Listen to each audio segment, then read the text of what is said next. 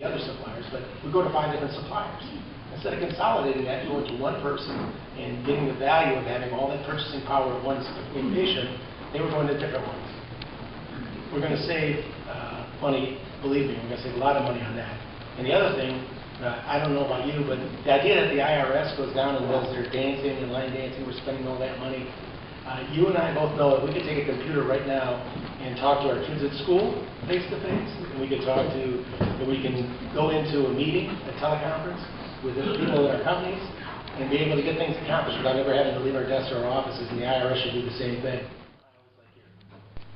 The Great Lakes are a huge engine. Provide 1.5 million jobs, $62 billion in wages. It allows us to transport goods throughout the world, as well as, I am a fisherman, so we can enjoy recreation, but the tourism industries and the other things maintained by the Great Lakes are very, very important to us.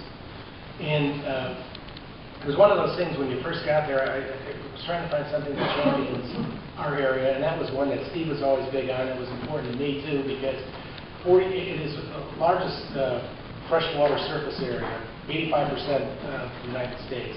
It provides drinking water to 40 million people. So it's very important that we protect it, and protect it from the Asian carp, so they don't get in and tear it up. It's just important that we stay on top of the Great Lakes, and it costs some money to get that accomplished.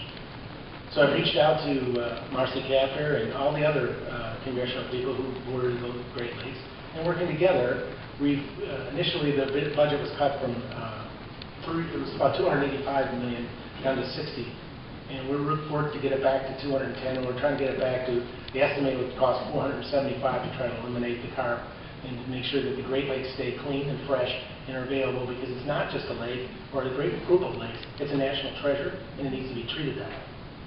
And so, in some of the ways we spend money, you got to look at it as their investments, and investing in making sure that we can preserve this national treasure.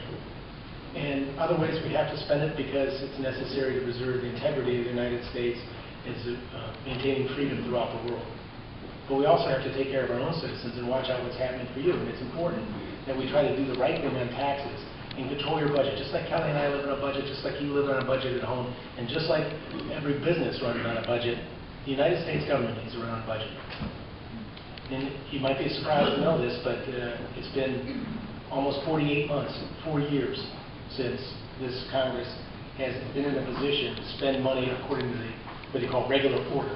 Regular order is that these bills are passed, it comes to the Appropriations Committee, we agree on them, send them to the House, they go to the Senate, the President signs off on it, and that's how money's spent. What you hear a lot of talk about now is called a continuing resolution. Well, the continuing resolution is we agree to fund government at the levels it's at right now, and we give this blank check to the administration, and they spend the money the way they see fit. And that's wrong. Because who better than the people of Northeastern Ohio to know what Northeastern Ohio needs? Not some kid who's probably never had a job outside of working as a bureaucrat in D.C. spending money.